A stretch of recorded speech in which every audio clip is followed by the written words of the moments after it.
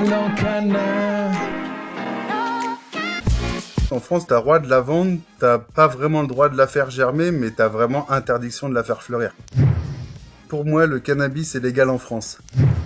Les gars, c'est des entrepreneurs. Non mais faut arrêter de les voir comme des teubés. C'est des entrepreneurs, les mecs. Moi, les dealers en France et tout, je leur tire mon chapeau. Parce que les gars, c'est des débrouillards. Pour moi, c'est légal. Pour moi, c'est légal. C'est juste qu'on vient casser les couilles aux gars qui, voudraient faire ça plus proprement. Je me sens moins dangereux à avoir fumé un petit pétard et conduire 2 heures après que la mère de famille qui est sous l'exomil, qui est truc machin, je sais pas quoi, et qui prend la route, hein.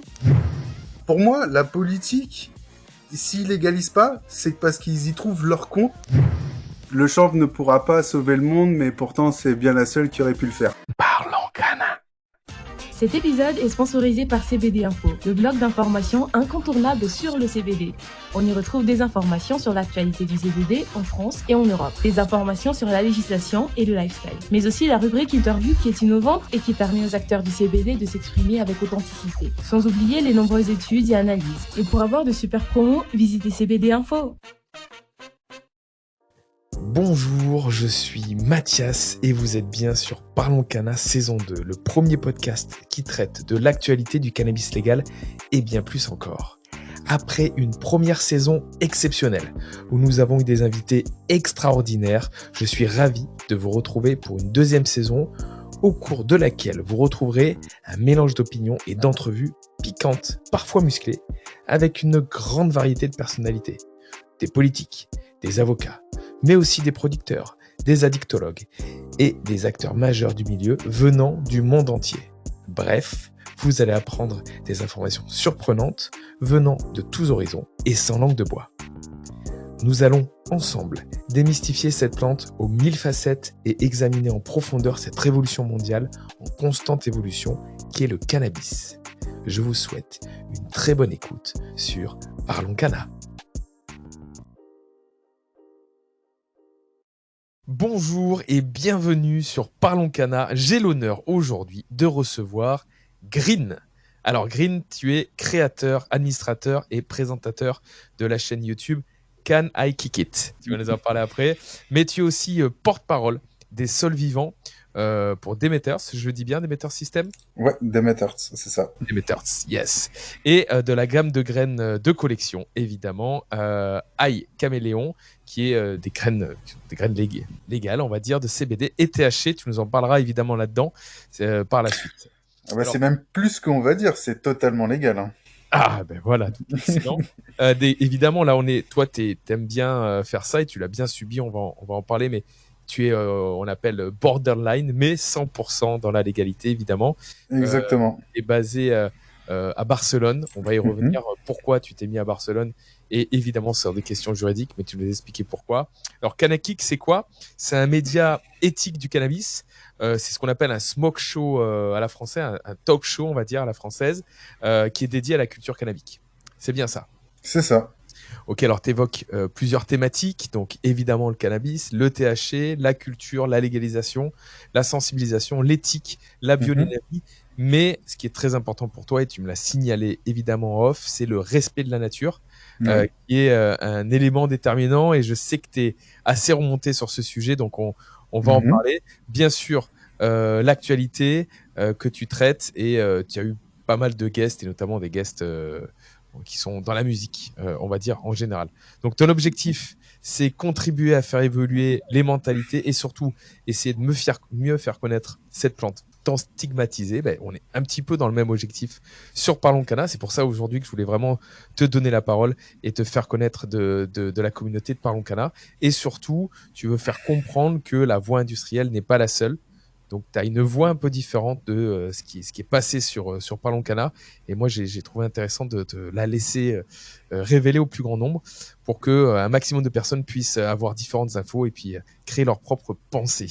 Alors, tes épisodes sont disponibles sur YouTube et Vimeo. Alors, tu m'as bien expliqué que tu t'es fait striker pas mal de fois. Ta chaîne a sauté 3 fois, mais tu n'as pas lâché. Tu es à la saison 2. Tu avais eu plus de 100 000 vues et des dizaines de milliers de followers.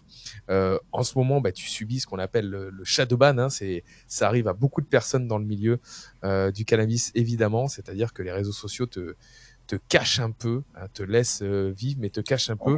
Mais malgré ça, tu as pratiquement 6000 followers encore qui se sont remis sur cette chaîne et tu arrives à faire des vidéos à plus de 73 000 vues. J'en ai vu à 54 000 vues, etc.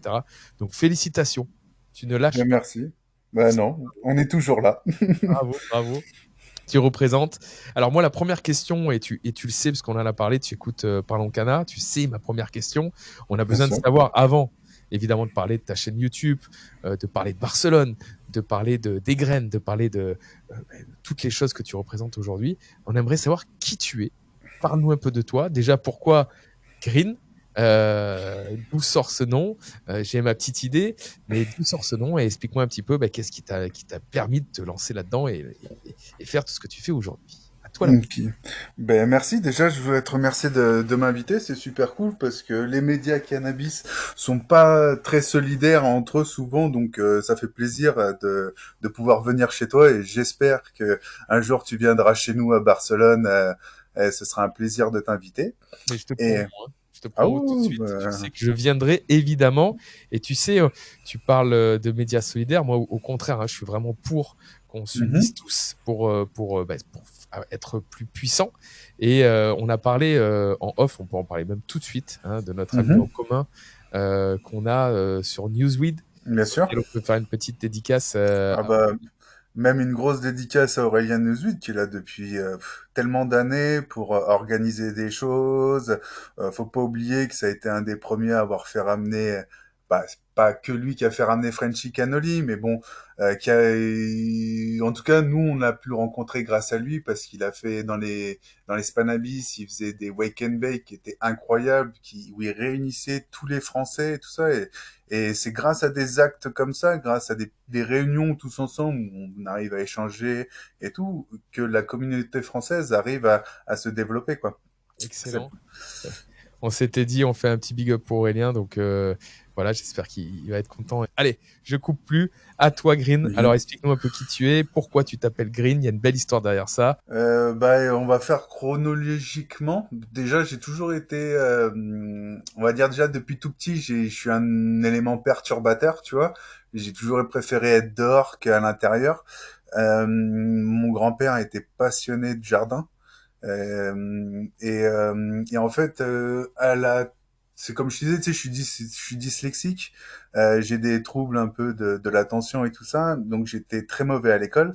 Et du coup, qu'est-ce que, tu vois, sortie de quatrième, troisième, tu dis qu'est-ce que tu veux faire et tout. Et le seul truc qui me plaisait, c'était d'être dans les jardins, dans les plantes. Donc j'ai commencé je pars à un BEP horticole, production florale. D'accord. Mais bon, en BEP, tu vois, moi j'avais, bon, je vais pas mentir, hein, j'ai commencé, je suis la génération prohibition. Donc la génération prohibition commence à fumer vers l'âge de 12-13 ans, tu vois, vu qu'on n'a aucune éducation, rien du tout, tu vois.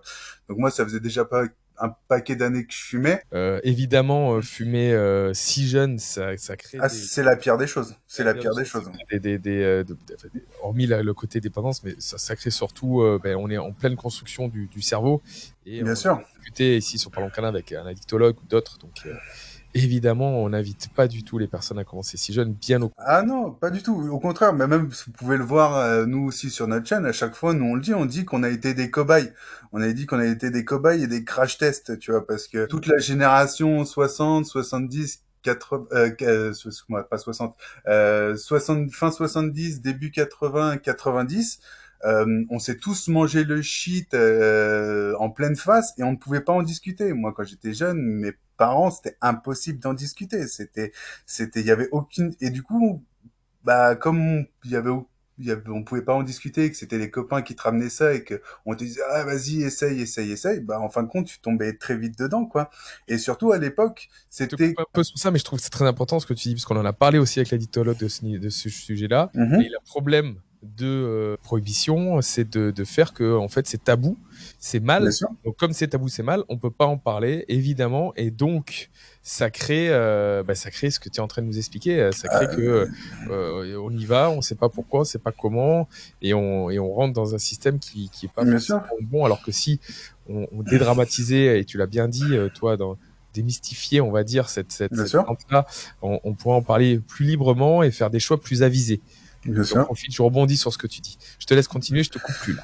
Non, mais t'inquiète. En tout cas, enfin voilà quoi. C'était du coup, moi, on fumait déjà. J'avais ma grande sœur. Je suis le dernier de quatre. Du coup, en plus avec des grands écarts d'âge où tout le monde fumait, tu vois, tout le monde fumait. Du coup, moi, j'étais le petit dernier. Je savais pas trop quoi faire. Je me suis dit, bon, écoute, on part dans les plantes. Peut-être qu'un jour, tu vois, je me suis dit peut-être qu'un jour, j'en ferai mon métier, tu vois, truc comme ça, tu vois. Mais tu sais, vraiment, à la base, c'était pas en mode je pars pour faire de la weed. C'est dans un deuxième temps, quand je suis arrivé à l'école et qu'en fait, on a commencé à me parler d'hydroponie, quand j'ai commencé à faire des tomates avec des HPS et tout, et que je me regardais, j'étais, mais pourquoi je fais des tomates? Ouais, tu vois, non, mais en fait, on m'apprenait tout, tu vois, on m'apprenait tout, et j'étais là, j'étais bon, voilà. Et en fait, il y a eu un élément dans ma vie, c'est quelques années avant, non, c'était en troisième. Il y a eu un jour où j'ai refusé de fumer un joint avec des potes et je sais pas ce qui s'est passé. C'est un pote qui a ramené de l'herbe et son herbe, je la trouvais bizarre et tout. Elle était, bref, et il y avait du verre pilé à l'intérieur. Et Wow. en fait, ils ont fumé ça et on a eu, je me rappellerai toute ma vie, on a eu un examen et l'examen après, j'ai deux potes qui ont vomi du sang. Et du coup, on avait tous été convoqués, vu que moi, j'étais dans le groupe, bah, tu vois, j'étais dedans, et du coup, moi, à l'époque, j'en avais discuté avec ma mère, et ma mère, comme elle est pharmacienne, tu vois, donc elle est un peu ouverte, et en plus, elle est spécialisée dans l'homéopathie, tu vois, elle est très forte en homéopathie, tout ça et tout.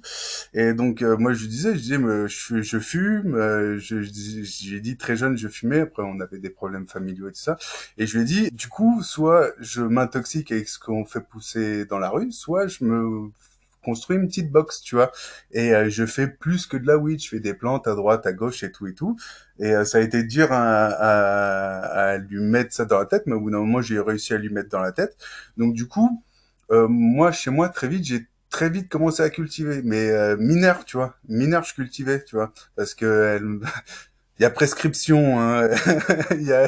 Ça fait plus de 20 ans et tout ça, donc voilà. Et mais indirectement, c'était pas c'était moins dangereux que nous, on cultive nos trucs avec mes frères et mes sœurs, que ce qu'on achète de la weed frelatée sur le truc, où t'en avais qui faisaient des crises d'angoisse, des crises de paranoïa, d'autres qui avaient du verre pilé, qui allaient aux urgences et tout ça. Dans la région parisienne, ceux qui étaient dans les années 2000 dans la région parisienne savent que ce n'était pas quelque chose d'inhabituel d'avoir du cannabis frelaté quoi. Donc en fait ça a été un cheminement, j'ai fait BEP, j'ai fait bac pro là j'ai commencé vraiment à me dire putain c'est vraiment cool de faire pousser des plantes. Pars dans ce milieu du cannabis, t'as déjà quelques adresses, t'as des noms, fais-toi confiance, vas-y, t'es jeune, profite. En fait, le mot d'ordre c'était fais ce qu'il te plaît.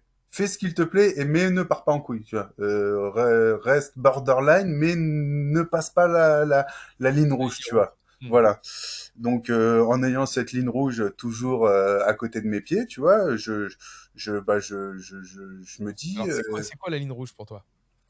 la ligne rouge. La ligne rouge, bah, c'est déjà pas de vente d'herbe, tu vois, pas de vendre de l'herbe illégalement, tu vois. Pas produire plus que ce que tu n'as besoin toi. Ne pas le communiquer à tout le monde. Bon, là, aujourd'hui, on fait un podcast qui est écouté par tout le monde, mais il y a 15 ans, 20 ans, on n'en aurait jamais parlé, tu vois. Tu m'aurais dit un ballast, je t'aurais dit, mais gars, je sais même pas ce que c'est. Tu me parles de quoi, tu vois, alors que je savais très bien ce que c'était, tu vois.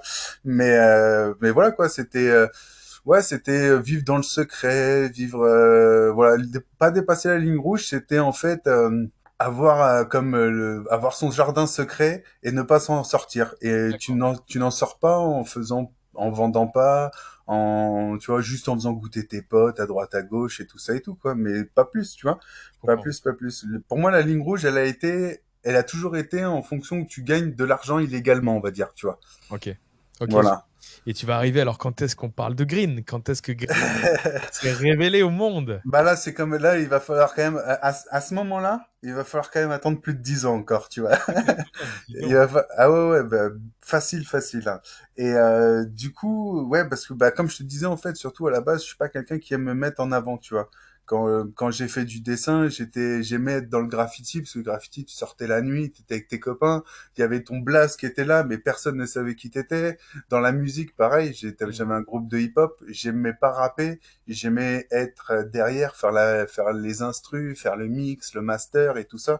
Et c'est pour ça qu'aujourd'hui, il y a beaucoup de rappeurs dans Kanaki Kid parce que j'ai eu 10 belles années dans le rap indépendant et tout ça, tu vois. Mais bon, c'est pas le sujet. Mais voilà quoi, j'ai toujours aimé être dans l'ombre et ça a été dur même si aujourd'hui je prends beaucoup de plaisir, ça a été dur de passer le cap de vas-y, entre guillemets, on se met un peu plus en avant, quoi, tu vois. Et en fait, à force de se balader à droite à gauche, je rencontre Riri. Riri qui est sûrement le plus grand grower français, qui a sorti la Riricat, donc le clone sourd diesel Riri, qui est à ce que je sache, le clone français qui a le plus tourné mondialement. C'est-à-dire qu'aujourd'hui, tu pars à n'importe où, chez n'importe quel cannabiculteur, tu lui dis, tu connais le Riricat, tout le monde te dit, yes, oui, bien sûr, bien sûr. Tu vois, c'est vraiment, le Riricat, c'est un monument, quoi. C'est une plante qu'on devrait mettre dans le panthéon du cannabis, quoi, une fois qu'elle sera morte. Mais voilà, donc du coup, je rencontre Eric qui, lui, commence à vouloir brider, qui commence à vouloir toucher la génétique. Alors, explique Lui, un petit peu les différentes étapes, parce que c'est important entre un breeder. Tu as différentes. Je sais qu'on avance un peu, mais ouais. je pense que c'est important de voir toutes ces parties jusqu'à la distribution, etc. Dis-moi toutes les étapes que tu as dedans, s'il te plaît. Donc voilà, donc au début, il faut être un grower. Donc déjà, il faut connaître la plante. Donc au début, tu te fais la main sur des plantes en tout genre et tout. Puis après, tu te rends compte qu'il y a des plantes dans le même sachet qui ont des caractères différents, que tu vas vouloir les sélectionner, que tu vas dire cette plante-là, la plante A est meilleure que la B, donc je la garde, mais la B est peut-être un peu plus vigoureuse. Donc si on mélangeait un peu des deux, nanana. Donc en fait voilà, c'est ça, c'est au début tu commences à aimer la plante, puis après tu commences à imaginer plus loin que la plante. Et en fait quand tu commences à t'imaginer plus loin que la plante, c'est là où tu sors pour moi du grower. C'est tu commences à devenir breeder. C'est tu t'imagines des croisements de génétique entre elles qui pourraient donner des nouveaux goûts, des nouvelles souches et tout ça. Et moi, pour revenir à un truc, moi, à cette époque-là, j'étais tout juste en mode, waouh, il y a des cuts élites, il y a des génétiques de référence, c'est-à-dire qu'une cheese n'est pas simplement une cheese, tu vois. D'abord, la cheese, c'est le UK cheese qui a été sélectionné par Exodus dans les années fin 80, début 90, et ça a un trait et ça a une direction bien précise. Chose que beaucoup, des fois, t'as des breeders, ils font de la cheese, sauf que t'as pas un pet de cheese à l'intérieur, c'est juste que bah, comme t'as un peu de skunk là, avec un peu de taille là, plus un peu de taille ça, il y a un effet un peu de cheese, et du coup ils disent cheese, mais c'est pas de la cheese, tu vois. Et c'est pour ça aussi bon là, je saute là, je vais 20 ans plus loin, et c'est pour ça qu'on a voulu faire mythe et légende, c'est-à-dire d'essayer de retracer un peu qu'est-ce qu'une haze, qu'est-ce qu'une skunk, qu'est-ce qu'une cheese, qu'est-ce que tu vois, remettre un peu les choses en ordre, tu vois, mieux rangées. Bon, et donc, Ah, Green. Green, désolé. il sort d'où? C'est Bah ça que je Green, veux savoir. voilà, bah non, bah tu vois, bah non, parce que là, pour l'instant, Green, il n'existe pas Il est encore. toujours pas encore. Ah non, il Dis-donc, ouais, n'existe d'accord. pas, il Ça y est, n'existe pas encore, il n'existe pas il va encore sortir, ouais. celui-là. Mais alors, Et donc, ça veut dire qu'on va parler de Kanaki Kid avant. bah là, euh, en fait, moi, je commence à voir qu'il y a un problème il y a un problème d'échange à l'intérieur de mon ancienne société, tu vois. Du coup, D'accord. je me dis, il faut que je fasse mon truc. Et j'avais envie de faire un truc original. J'avais pas envie de remonter une banque de graines comme tout le monde. J'avais envie de faire un truc différent et tout. Je me suis dit, tiens, si on essayait de faire, tu sais, je suis de la génération, même si je suis un peu vieux, tu vois, je suis de la fin génération YouTube. Je vais pas te demander l'âge au début. Alors, vas-y, dis ton âge. Bah, moi, je suis de 91. Je suis de 91, j'ai 31 ans. Bah, ça va, qu'est-ce que tu racontes? Tu dis que t'es Ouais. vieux, c'était pas Bah, vieux. pour les youtubeurs, si, hein, si, pour les youtubeurs, pour YouTube, ouais, je suis vieux, 30, Parler 30 et tout à quelques l'heure balais. des années 70 et tout, je me suis dit, mais dis donc, ok, je te relance sur Kanaki Kid. Ouais. Donc voilà, j'avais envie de faire quelque chose de différent et donc et je sentais que ça partait en couille, mais à ce moment-là, c'était pas encore fini, tu vois. Et d'ailleurs, c'est pour ça que la première saison, c'est avec Wanted et tout ça. Et du coup, je me suis dit, bah, moi, j'ai envie d'essayer de créer un média, mais différent de tout ce qu'on peut voir, parce qu'à l'époque, il y avait déjà No Man qui faisait des vidéos, il y avait déjà Aye Finzerm, il y avait déjà des trucs, mais ça me parlait pas. Le seul truc qui me parlait, c'était No Man, en fait. Parce que c'était drôle, mais c'était pas spécialiste. Tu Mm. vois, ça manquait de technique à mon goût, tu vois. Et donc, mais Noman, c'est un copain. On l'a invité à la première saison et tout ça et tout. Aye et Finzerm, pas du tout. Eux, sont beaucoup plus dans quelque chose de bling bling et tout ça et tout nous, on n'a pas du tout. On n'est pas du tout dans la même vision des choses. Du coup, ces programmes-là existaient déjà, mais moi, ne me correspondaient pas du tout. Et du coup, je me suis dit, bon, bah, on va essayer de faire quelque chose d'un peu différent. Et en fait, on s'est dit, bah, on va créer Kanai Kikit. Et moi, je voulais pas me mettre en avant. Je me suis dit, déjà que je crée le truc, machin, tu vois. Explique déjà Can I Kick It, s'il te plaît, pourquoi ça s'appelle comme ça? Yes, we can. Yes, en fait, tout simple, on cherchait un nom et je trouvais pas. Et en fait, je faisais la corrélation. En fait, comme je viens du milieu du hip-hop, je me suis dit, en fait, je trouve qu'il y a une super corrélation entre et là, je vais dire un truc, il y en a qui vont bondir et tout ça, mais c'était à l'époque où j'écoutais beaucoup Idriss Alberkan, tu vois. Ah, yes, yes. Et bon, il y en a qui aiment, il y en a qui aiment pas. Moi, je suis pas dans ce profil-là. Moi, je prends les choses qui sont Moi, intéressantes j'aime chez bien, tout le je te le monde. dis, j'assume, j'aime beaucoup Idriss. Ouais, moi j'aime beaucoup. Il y a des choses que j'aime pas. Enfin bref, on n'est pas là pour ça.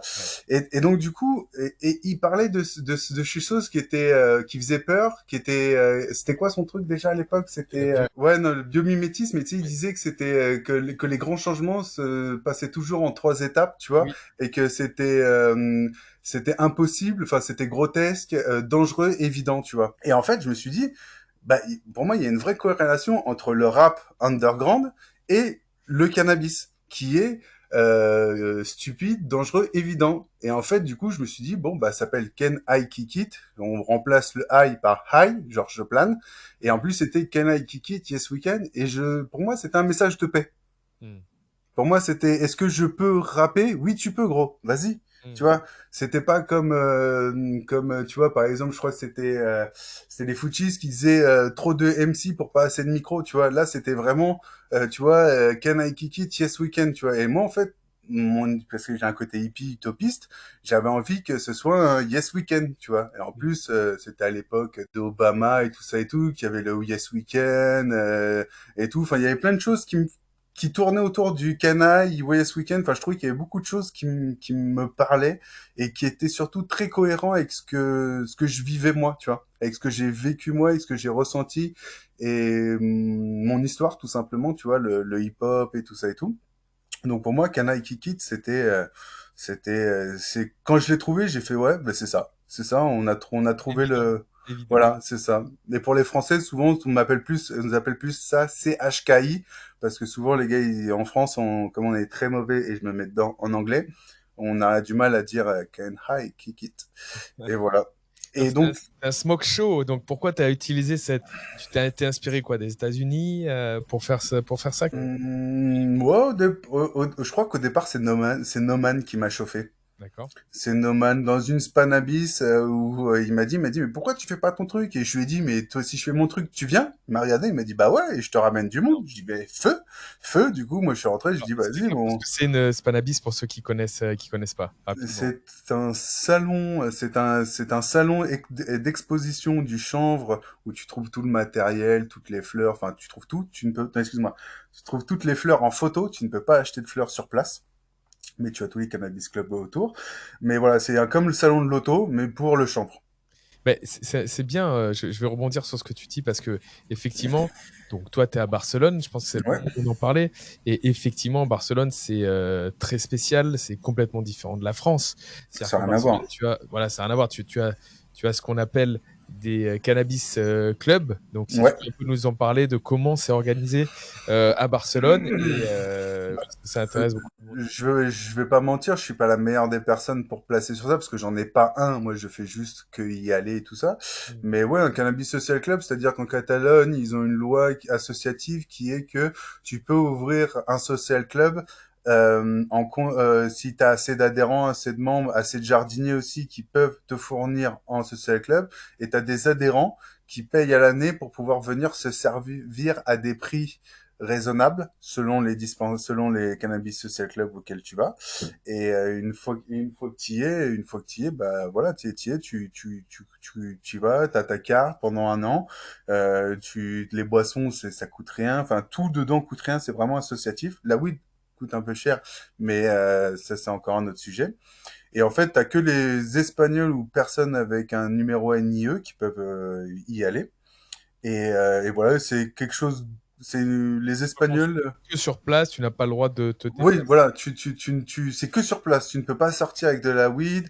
Tu ne peux pas acheter genre 20 grammes et tu repars, tu vois. La loi, elle veut que tu achètes par exemple avec ta carte parce que tu ne payes pas avec ton argent. Tu payes à l'entrée, tu as un petit bip ou une petite carte et avec ta carte, tu as ta weed et théoriquement, ils doivent te garder ta consommation pour quand tu reviens et tout ça. Mais bon, on va pas se mentir, la plupart des gens repartent avec leur conso, quoi. Mais dans la loi, tu dois pas repartir avec ta conso. Après, en Espagne, tant que tu fumes pas dehors, tu te fais pas emmerder, tu vois. Moi, je me suis déjà fait arrêter avec ma consommation personnelle. C'est comme si j'avais du thé sur moi, quoi, tu vois. Mm. C'est pour voilà, ils s'en foutent, quoi. Tu vois, en Espagne, c'est pas du tout comme en France, tu vois. C'est pas du tout une drogue qui est problématique. En Espagne, les anciennes générations ne connaissent le cannabis, tandis qu'en France, les anciennes générations, si t'étais à part les marginaux et tout ça, mais ils ne connaissent pas le cannabis, tu vois. Tu vois, il y a une vraie différence générationnelle en Ça, on Espagne et rentrera en dans France. le sujet politique, parce qu'on va parler Ouais, de ta vision politique c'est ça. en France sur ça. Et donc, ça veut dire que c'est ça qui t'a poussé à poser ta raison juridique à Barcelone et à te placer à Barcelone. C'est C'est ça.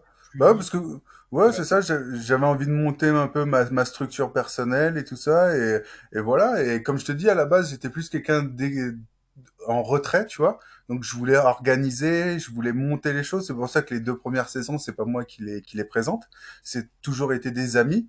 Mais le problème, quand tu fais appel à des amis, et ben, c'est qu'ils font ça, bah déjà c'est pas bénévolement parce que c'est pas alors certes ils ont pas eu des 1000 et des cents à la fin mais bon ils ont été payés par plein d'autres choses mais comme je suis quelqu'un je suis bordélique mais très perfectionniste tu vois Mm. donc quand tu viens pour travailler il faut que tu peux être bordélique mais il faut que tu sois dans une dynamique à faire des choses des bonnes choses tu vois et faut que tu sois là à ta place, faut que cette place, tu la prennes de tes mains aussi, tu vois. Il faut que tu te battes aussi. Et en Mm. fait, le problème que j'ai eu avec les premières personnes qui je mettais en avant, c'est que je trouvais qu'elles se battaient pas vraiment pour garder leur place. Elles ne rebondissaient pas comme j'aurais aimé qu'ils rebondissent parce que moi, je suis entre guillemets un spécialiste et que eux, ils étaient plus tonneurs, tu vois, que passionnés cannabiculteurs, quoi, tu vois. C'était, voilà, c'est entre guillemets, vulgairement, c'était plus des stoners que des cannabiculteurs. Et j'arrivais pas à trouver de cannabiculteurs qui comprenaient ma démarche et qui avaient envie de se mettre devant. Parce qu'un vrai cannabiculteur, normalement, il dit non, non, non, gros, moi, je suis chez moi, je fais mes sélections, me casse pas les couilles, tu vois. Mm. Je regarde ton émission avec grand plaisir, c'est génial. D'ailleurs, quasiment tous ils nous disent c'est génial ce que vous faites et tout, mais non, on vient pas, tu vois. Moi, à chaque fois, quand je propose à des growers de dire, ah, les gars, vous voulez parler? Oula, non, non, surtout pas, j'ai pas envie de parler. Je pourrais prendre le risque de me mettre en avant, tu vois, et de me faire griller. Donc, Et comme on dit, on n'est jamais mieux servi que par soi-même. voilà, c'est Donc, ça. tu as décidé de monter en haut de l'affiche. Ben, même pas vraiment. Je crois que c'est ma chérie qui, au bout d'un moment, m'a dit, mais tu sais, là, une rubrique mythes et légendes, ça tirait bien, manani, nanana, tu pourrais expliquer tes trucs. Et comme elle me dit souvent des choses très intelligentes, et qu'il faut que je l'écoute plus, parce que des fois, Écoutez ce podcast, hein, c'est ça. c'est ça. Et du coup, on a fait un petit setup et voilà, on a commencé à faire les mythes et légendes auxquels je blablate et je blablate un peu trop d'ailleurs. Du coup, on essaye de réduire, de me calmer, de me centrer parce que je suis quelqu'un qui part dans tous les sens, Ouais, mais comme pour tu as pu le l'instant, ça voir. va. Je te trouve structuré, step by step. Effectivement, un peu long, mais structuré. Ouais, Écoute, ce c'est que je la base. t'invite à faire, c'est on va passer au next step. Donc, on a bien compris. Canaille qui quitte, super. On invite bien sûr tous les auditeurs à aller découvrir ce que tu fais. Mhm. Moi, j'en ai vu beaucoup. J'adore. Ouais, j'ai plein de trucs. C'est Bah, merci, c'est cool. bien, c'est cool. Tu partages un moment comme si on était avec vous en fait sur la vidéo et en même temps tu transmets des infos et des sujets bien poussés qui sont assez puissants. Mhm. Vraiment, j'invite tout le monde à Bah, aller merci. voir ta chaîne et voir ton travail. Et C'est ça. d'ailleurs, ce qu'on peut Et... dire, c'est que tu vas vachement pousser sur Vimeo, hein, c'est ça, c'est ce que tu m'as Ouais, dit. c'est ça. On précise donc potentiellement, comme tu t'es fait striker plusieurs fois sur YouTube, je l'ai dit en intro, tu risques d'enlever YouTube et de te concentrer sûrement sur Vimeo. Donc on invite les auditeurs à te suivre de préférence sur Vimeo. C'est ça, c'est ça, c'est ça. Ouais, parfait. Ok, donc là tu as fait saison 1, saison 2. Ouais. euh, pour conclure cette partie-là, et après on va passer, j'ai envie que tu me parles justement des graines, j'ai plein de questions à te poser sur cette partie-là. Qu'est-ce qui nous attend sur la fin de saison 2 et la saison 3? Bah déjà, en fait, là, on n'a rien sorti depuis un moment parce qu'en fait, on est en restructuration. Parce que comme je te disais, on a là, c'est la troisième fois qu'on revient. Et en gros, les GAFA nous shadowban très très fort. Mais vraiment très fort. Du coup, en fait, ce qu'on a fait, c'est qu'on essaye là de monter des dossiers et tout ça et des levées de fonds pour vraiment être indépendant. Marcher vraiment sans YouTube, sans tout ça, chose qui est très dure, mais qu'on a envie de faire. Et donc là, pour l'instant, la saison 3 on l'a mise un peu de côté. On fait des projets qui nous coûtent le moins d'argent possible. Donc là, en ce moment, on est sur des mythes et légendes.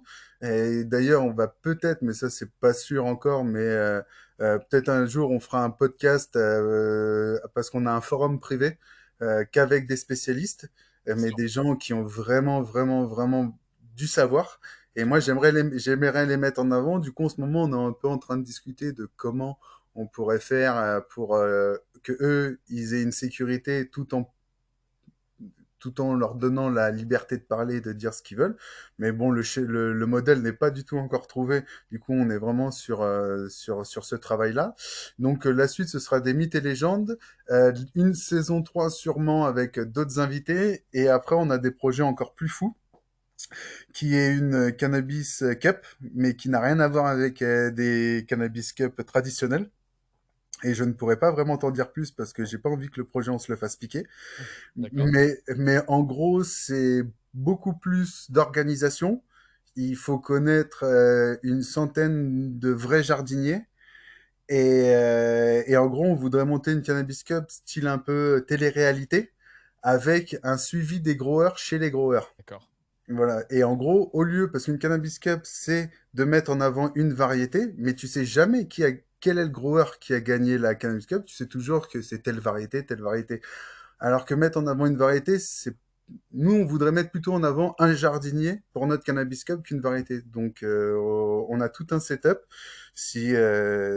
Mais un jour, on aimerait en parler un peu plus de ça, mais sans se faire piquer l'idée, sans se faire voler l'idée. Ok. Et voilà. Écoute, on revient, on va suivre ça évidemment avec intérêt. Et moi, on partagera aussi, nous, de notre côté. Donc, t'hésites pas à nous dire, on partage sur nos réseaux sociaux, la communauté, quand tu Ben, relances. merci. Ok, alors moi, j'aimerais bien que tu me parles un peu de Demeter System, Ouais. Ouais. parce que tu es porte-parole dessus, Mhm. représentant. Donc, qu'est-ce que c'est exactement? Je sais que t'as une vraie appétence sur la partie nature. Ouais, Important pour toi, le respect de la nature. Donc, c'est je crois ça. on est bien dedans avec Demeter. Explique-nous un petit peu. Bah là, c'est le sujet un peu clivant. Là, tu vois, là, avec Kanaï Kikit, on était gentil, on parle un peu à tout le monde, mais là, on va créer un petit clivage parce que là, on va toucher au savoir des gens. Et quand on touche au savoir des gens, c'est très compliqué. Il y a des gens qui veulent bien se remettre en question et d'autres qui ne veulent pas se remettre en question. Moi, j'ai eu du mal à me remettre en question. Par exemple, pendant des années, j'ai fait de l'hydroponie, j'ai cultivé avec des engrais minéraux et je me disais, c'est génial ce que je fais, alors que je faisais de la grosse merde.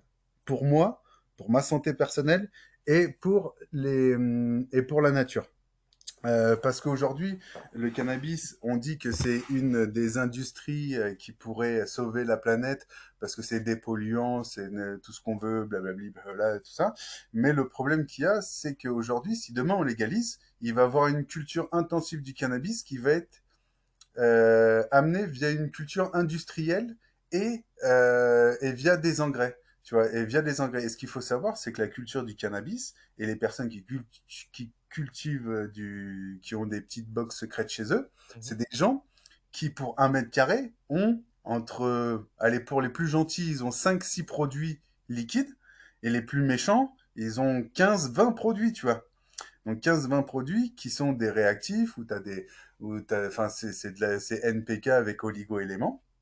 Et ça, pour moi, c'est du poison. On va l'appeler clairement, c'est du poison. Et je parle bien de tout ce qui est liquide. Donc, je ne parle pas d'une marque, je parle de toutes les marques. Voilà. Dès qu'on parle sur du liquide, à but de développer la plante de façon, on va dire, un peu synthétique, parce que quand tu utilises ces engrais-là, tu rentres en connexion directe avec la plante et tu détruis tout ce qu'il y a dans ton sol. Alors que ce qui est dommage, c'est que le cannabis, c'est une plante qui est dépolluante, donc on ne devrait pas lui amener tous ces perturbateurs parce qu'elle va les prendre et elle va les stocker. Et c'est Mhm. pour ça que toutes les personnes qui cultivent en minéral ou en biominéral ou en ce que vous voulez, et c'est des psychopathes avec leur rinçage. Ils sont là, faut rincer, faut rincer, faut rincer, faut rincer. Mais oui, tu rinces, tu vas enlever quelques sels, tu vas enlever quelques trucs, mais toutes les cellules de ta plante qui sont remplies de nitrates toxiques et tout ça et tout, bah, elles sont dans les cellules et tu vas les fumer, tu vas les consommer et ça va te niquer. Donc, tu utilises un médicament, entre guillemets, qui te soulage d'un côté, mais qui te détruit de l'autre parce que tu as une culture intensive et une culture chimique dessus, tu vois. Et c'est un vrai problème. Enfin, pour moi, en tout cas, c'est un vrai problème, tu vois. Quand je vois que, bah, par exemple, en France, des gars qui font du CBD et qui cultivent avec des boosters, qui les mettent directement dans le sol, qui a des forêts à 50 mètres, et qu'on sait qu'un champignon, ça va envoyer tous les nitrites dans la forêt et que ça va défoncer la forêt qui est juste à côté. Moi, je suis contre tout ça. Donc, il y a la société Demeters qui propose une alternative, qui est la culture en sol vivant. Donc, retirer toutes ces merdes de produits chimiques qui viennent défoncer le corps, parce que nous, ça nous détruit et ça détruit la nature. Et donc, du coup, repartir sur des bases saines, mais tout en ayant des productions équivalentes avec des qualités supérieures, tu vois. Parce que quand tu as une plante qui est pas remplie de nitrates toxiques et tout ça et tout, parce qu'il faut bien faire la différence entre les nitrites et les nitrates, tu vois. Quand tu cultives en minéral, en liquide, tu vas être blindé de nitrates qui sont polluants, qui sont enfin, c'est très mauvais pour le corps, quoi. D'accord. Et donc voilà, partir sur des cultures saines et puis en plus, si tu pars sur des cultures saines, à la fin de ta culture, tu vas donner à la nature. Tu vas donner à la nature plus que tu ne lui as repris. On revient sur Idriss Albert Khan. Son idée, c'est le biomimétisme. Et ben, quelque part, Demeter, c'est du biomimétisme d'un sol. C'est une restructuration d'un sol. C'est en fait, on a pris une photocopie d'un sol excellent pour du cannabis et on essaye de le remettre dans des sols qu'on pourrait dire du coup entre guillemets semi-artificiels parce qu'on vient les créer mais en donnant plus à la nature sans la détruire, sans la polluer, sans détruire les nappes phréatiques, sans détruire les forêts, sans détruire les insectes parce qu'il n'y a plus un insecte en France. Enfin voilà quoi. D'accord. Donc, si je reformule un petit peu ce que tu es en train de dire, tu dis, voilà, la plante, le cannabis, c'est une plante qui est une plante qui aspire bah, tout ce qu'il y a dans le sol. D'ailleurs, elle est très connue Ouais, pour dépolluer des sols et a été ouais, utilisée notamment sur les des sols qui étaient très pollués, pollués bien avec sûr. des centrales nucléaires.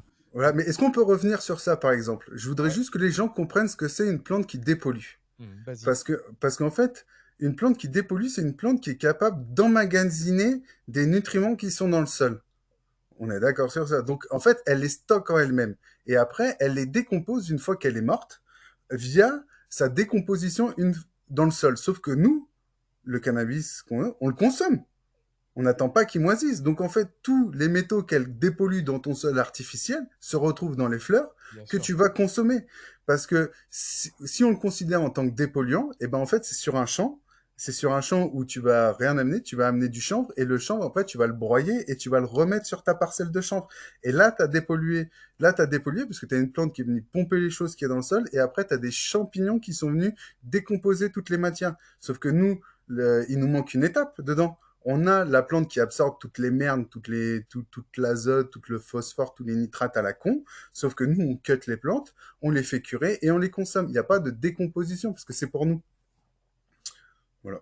D'accord. Donc, voilà. C'est pour reformuler ça.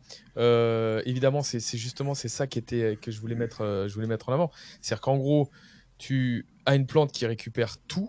Donc, Mhm. évidemment, plus tu as un sol de qualité et plus tu as une plante de qualité. Et C'est toi, ce que ça. tu peux faire justement avec Demeter, c'est le respect de ce sol, de cette qualité de sol qui fait que ça sera redistribué, redonné à cette C'est plante ça. qui sera en fait une plante de qualité.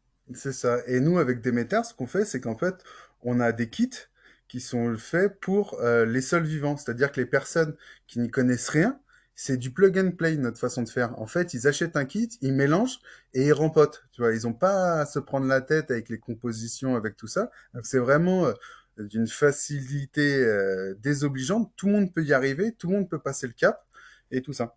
Ok, excellent, excellent. Bah, justement, ça se rapproche bien puisque tu es aussi représentant derrière des graines de Mhm. High Caméléon. C'est Donc, ça.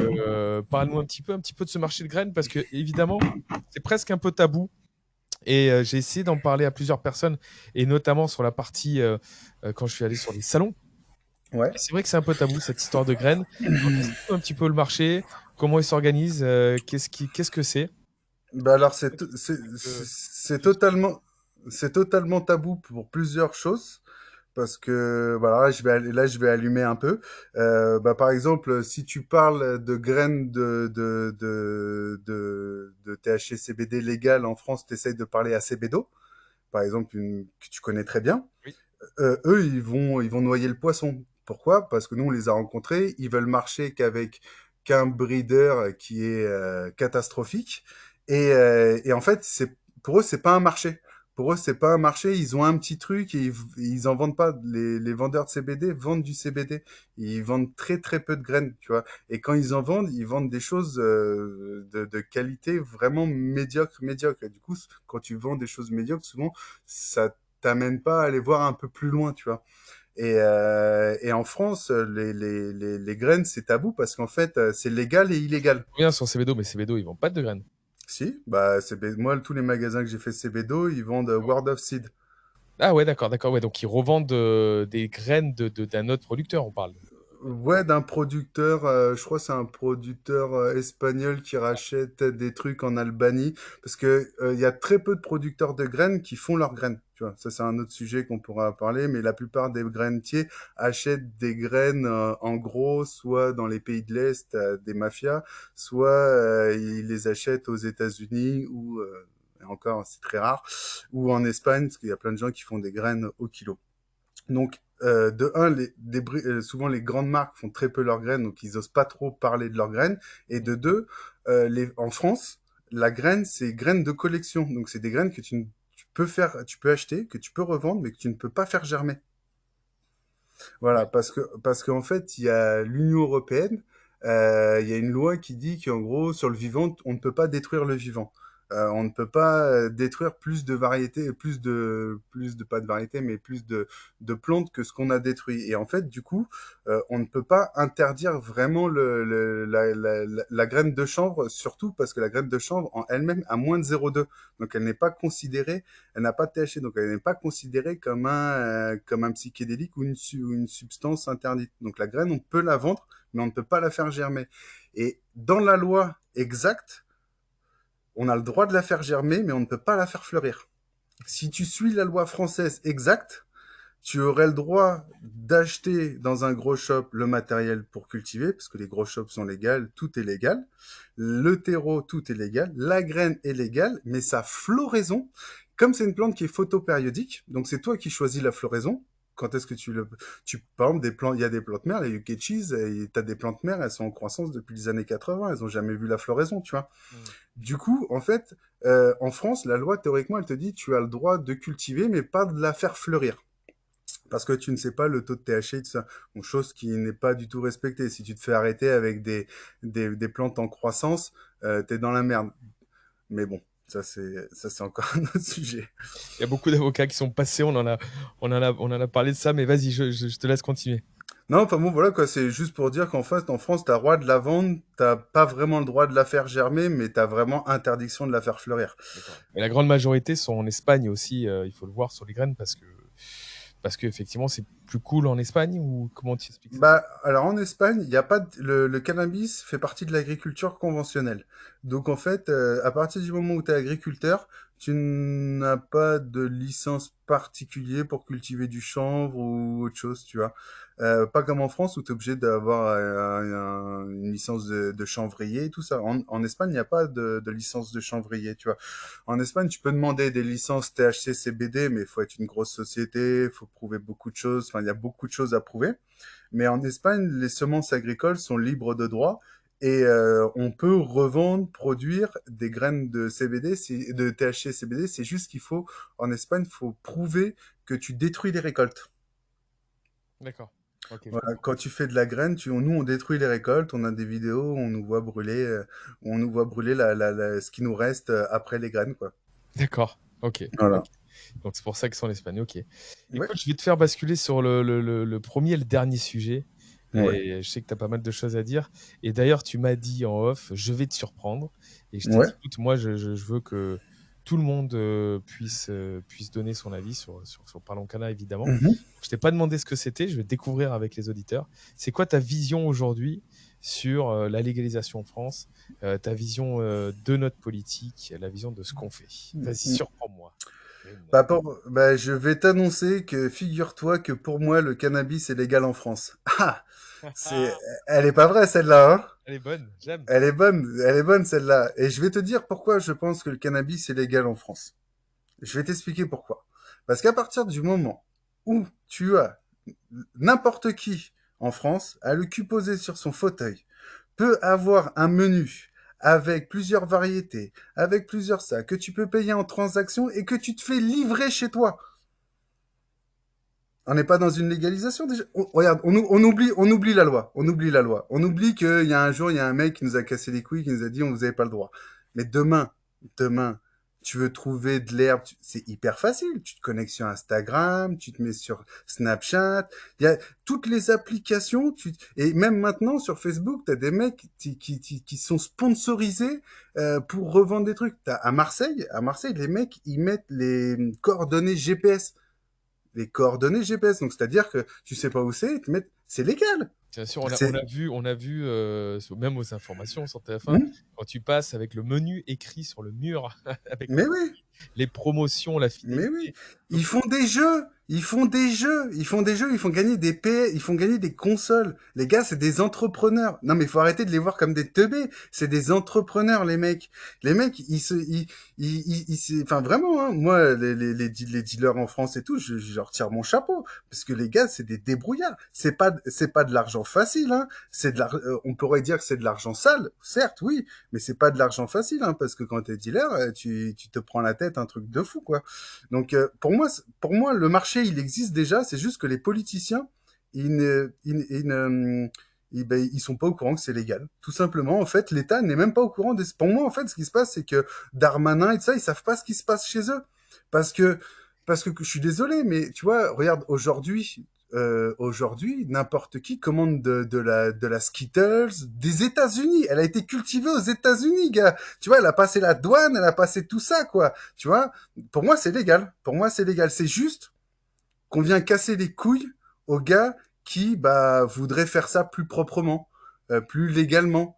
Voilà. Après, si tu me demandes, moi, je suis persuadé que les politiciens, ils touchent leur bille dessus, tu vois.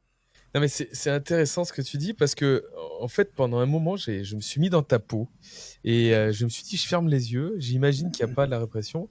Qu'est-ce que ça changerait? Alors, évidemment, il y aurait des shops, des machins, ça c'est Mmh. sûr. Mais effectivement, en termes de disponibilité et de rapidité, ben, Mmh. c'est trop facile. Tu as totalement raison. Moi, j'avais un truc intéressant qui est passé sur Twitter il n'y a pas si longtemps, où tu as un étudiant qui a posté un questionnaire pour faire sa thèse justement là-dessus. Et dans ces questions, il y avait, voilà, est-ce que vous êtes consommateur régulier, etc. Mais dedans, voilà, en combien de temps vous pensez pouvoir avoir le produit que vous recherchez? Il y avait écrit en 1 heure. Est-ce que c'est Ouais. difficile? Est-ce que c'est machin? Et en fait, je me suis rendu compte en répondant à ce questionnaire, je me suis Mhm. dit, mais putain, mais en fait, il a raison. Tout est disponible très facilement quand on veut et sur un choix complètement dingue en France. Alors Bien que sûr. on est sur une prohibition totale, quoi.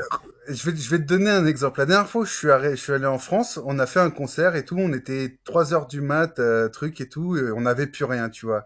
Et à un moment, il y en a un qui dit, bah, c'est pas grave, t'inquiète, on va choper un 30 d'amener, on va se faire livrer. Je dis, gars, il est 3 heures du mat. Je ne peux même pas m'acheter un McDo. Même si je voudrais m'acheter une bière, je pourrais pas. Mais gars, on s'est fait livrer de la weed.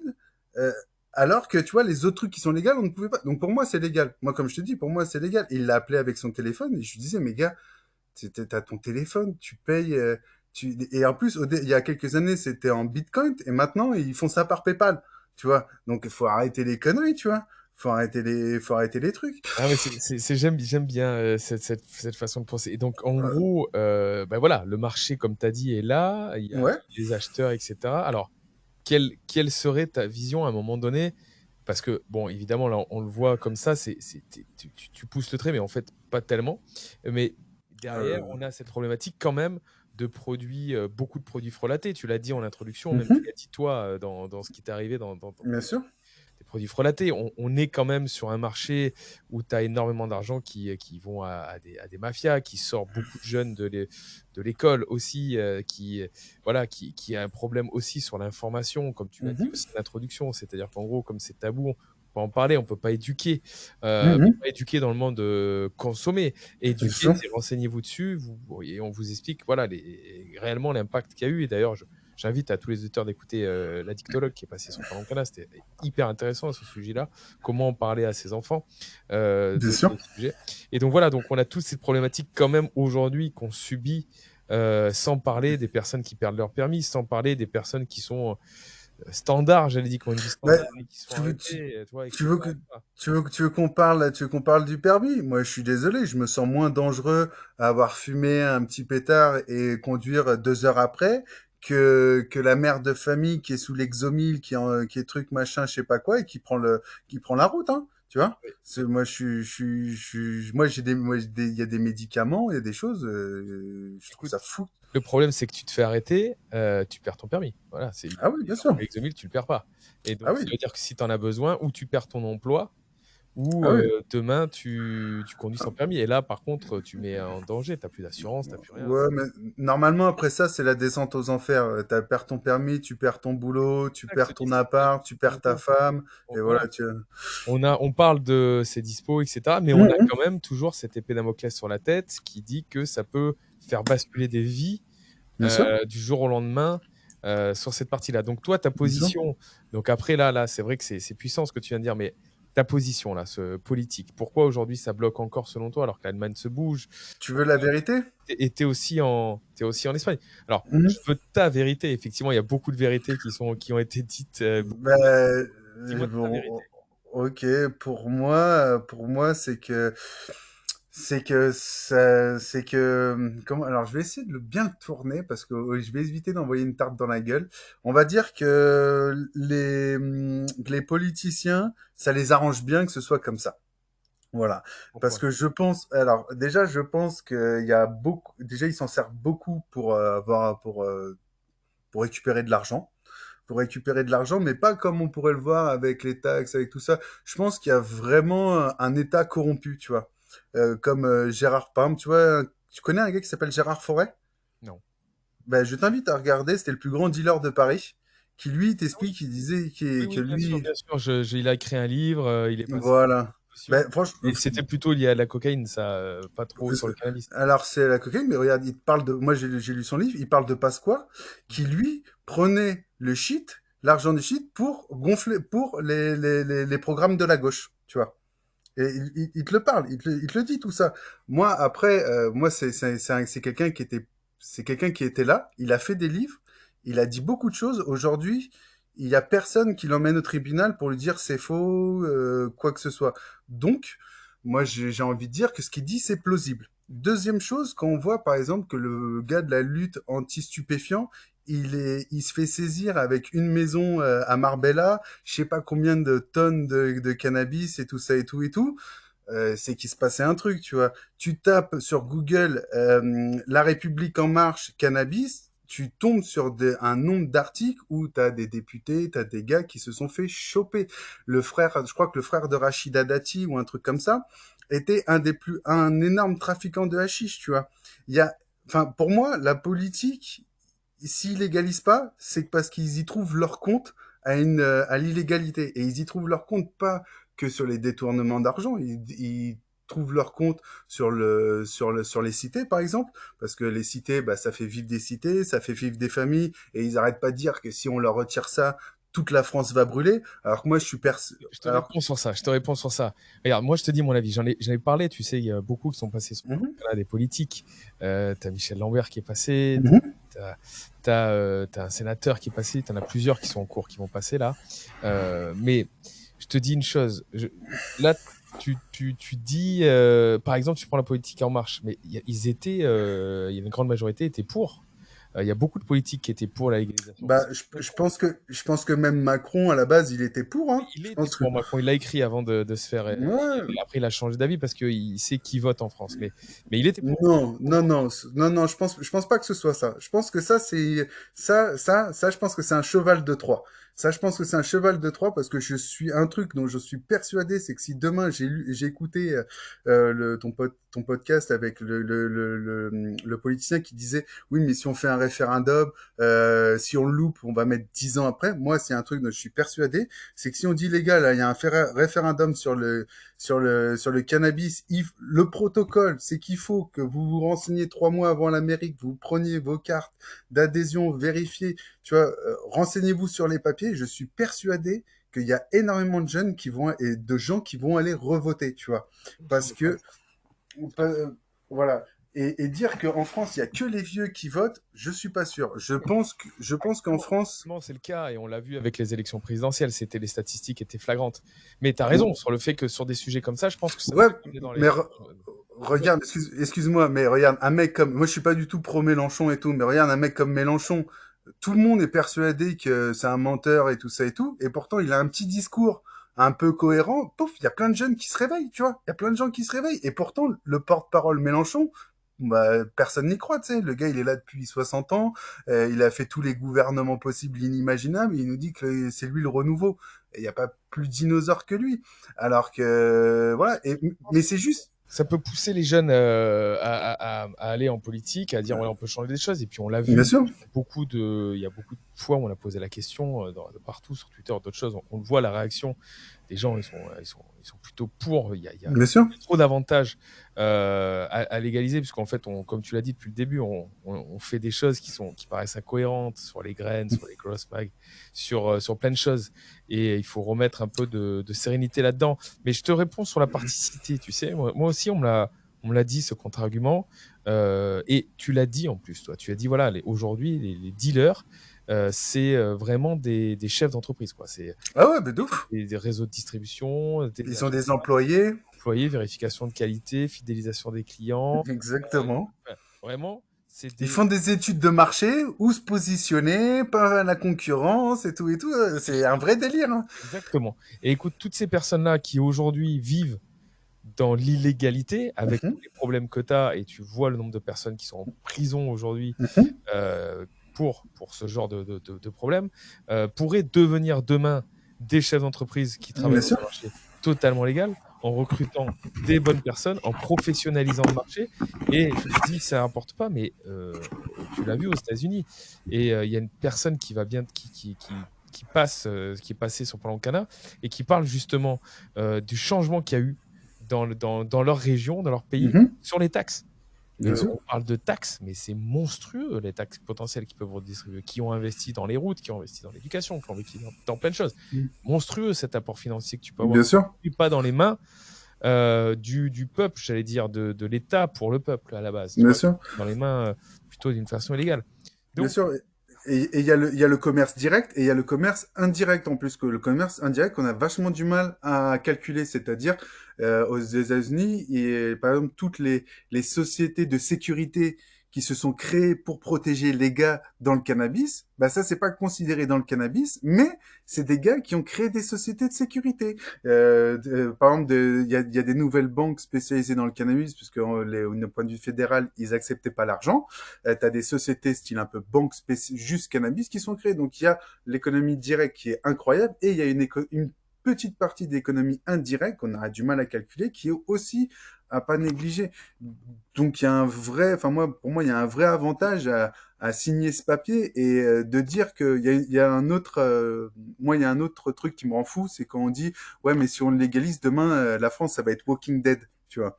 Mais c'est n'importe quoi, n'importe. Et puis je vais te dire un truc, va à Paris, hein, c'est déjà Walking Dead, hein. T'as vu tous les crackers qu'il y a, tu vois, enfin, faut arrêter, tu vois, faut Ouais, arrêter. de pays qui l'ont montré, les États-Unis, Ouais, tu c'est as ça, évoqué la c'est ça, c'est Thaïlande ça. il y a pas longtemps. Ouais, bah regarde la Thaïlande, ils viennent de légaliser. Moi j'ai plein d'amis qui y sont partis. Tout le monde te dit mais c'est incroyable. Et les gens ne, et les Thaïlandais donnent leur de l'alcool. Il se passe des trucs de fou. Ils se bourrent la gueule comme des fous quoi. Et avec le cannabis, ils se maîtrisent, ils se maîtrisent. Et moi demain, on ouvre. Demain, pour moi la meilleure possibilité du cannabis, c'est que ce soit fait comme le vin, tu vois. Et c'est French. Comment? Par terroir, par Ouais, région. par terroir, par région, et c'était Frenchy qui en parlait très très bien de ça. Voilà. Et en France, on a un vrai savoir-faire.